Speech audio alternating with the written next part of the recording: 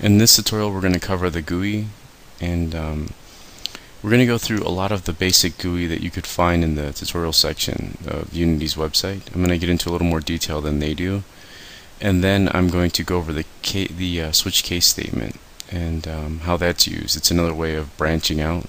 And recall that the three parts of any really good language are sequencing, which is just being able to read it in a sequence or order; branching, which is the switch statement you're going to learn and using if-else's; and looping, which is, for example, the for loop or the while loop. So I'm going to go ahead and start with creating a new script. So let's go into our scripts folder and right click and just create a JavaScript. And I'm just going to name this GUI capital script. So capital G, capital U, capital I script. And let's go ahead and open this up. Now, the first thing you want to do in your GUI script is let's knock out this function update.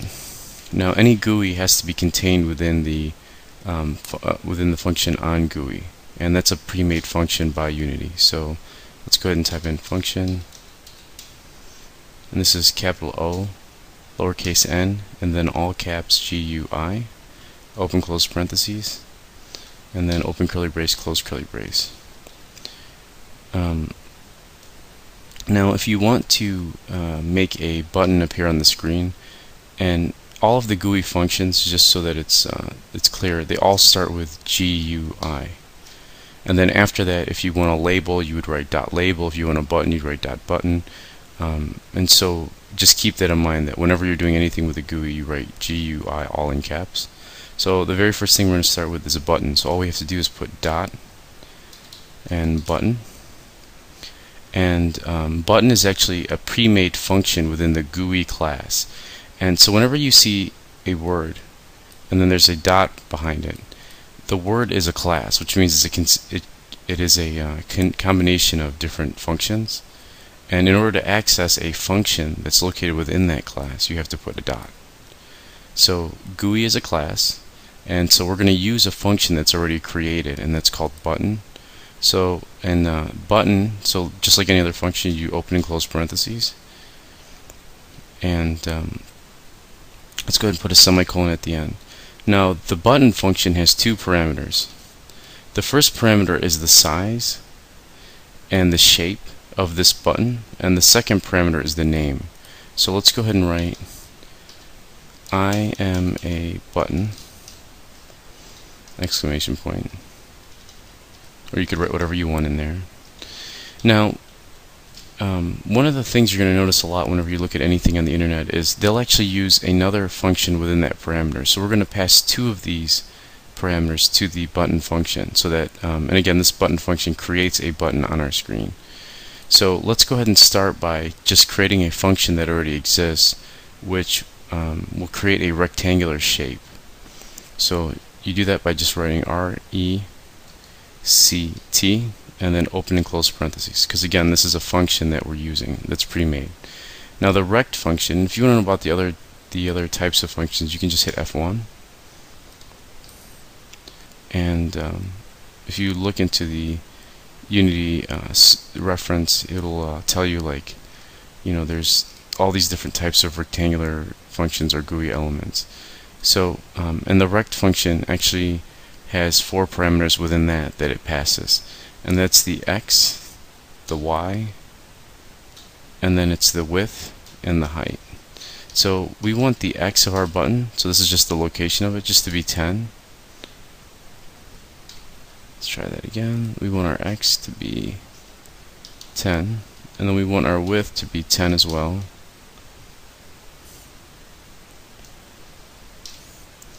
I had the insert key on there. And then we want our width to be 150, and then our height to be 100. So I'm going to go ahead and hit Control S, and I'm going to create a new empty game object, and I'm just going to call this guy buttons, or I'm going to call it GUI. And the only reason why I'm doing that is so that I can identify this empty, and these are exactly the same, but just so I can keep them kind of separate between my test script and my GUI script. So let's drag that on there, and let's just press play. And you can say it's as simple as that. It says I am a button. Now this enter password is something we're going to cover later on, so don't be too terribly concerned with that. So I'm going to go ahead and hit play again just so you can see what you should have. The other part, I actually froze this and I detached the test script because I had a bunch of code written in the test script that we're going to cover later. So this is what you should have for now. Okay. Okay, so let's go ahead and create a border that our button can sit in. So we're going to shrink this button down and we're going to create a little box around it. So if we open our GUI script, just above this GUI button, and to be honest with you, the order doesn't matter, it's all about the size. We're just going to go ahead and create another GUI, GUI dot box. And this is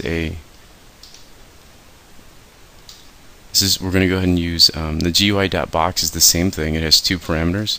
It has the size and what you want inside there. So you can say, like for example, you can say load level, and then within this we're going to use another rect. It's rect, and we're going to go ahead and make this 10 by 10. So this is the X and Y position by 100 by 90. So what that says is these guys, my X position has to be lower, so I'm going to change this to 20, and my Y position as well, so I'm going to shift that over 40, and that means that my height has to be about 80, so it's going to be a lot smaller, by 20. Okay, and instead of I am a button, we can say level 1. So let's go ahead and hit Control S and play that. And looks like I forgot my semicolon.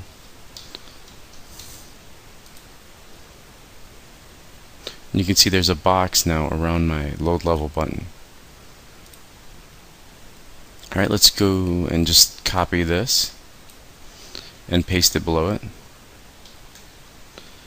And we can go ahead and change these values in here. So from 20 to 40 we can do 70.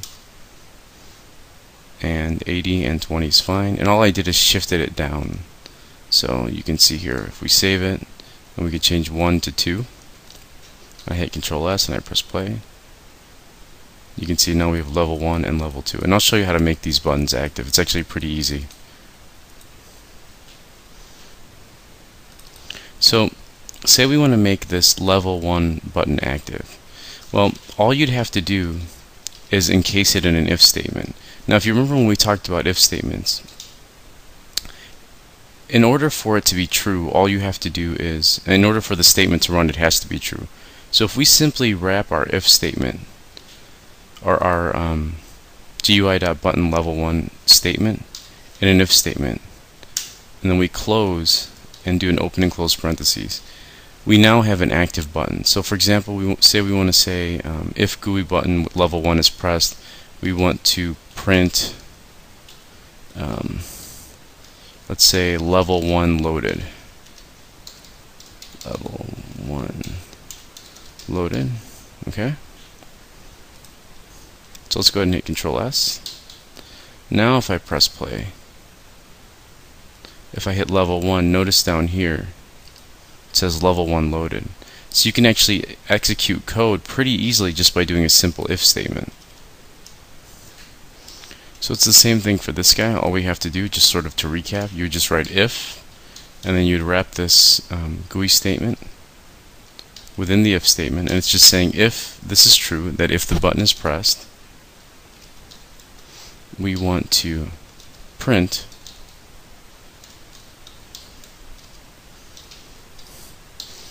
level 2 loaded. So let's hit Control S and let's play that. So if I press level 2 loaded. If I press level 1 loaded. So I can switch between those. Alright, I'm going to go ahead and stop this video here, and then when we come back we'll look at some other GUI options.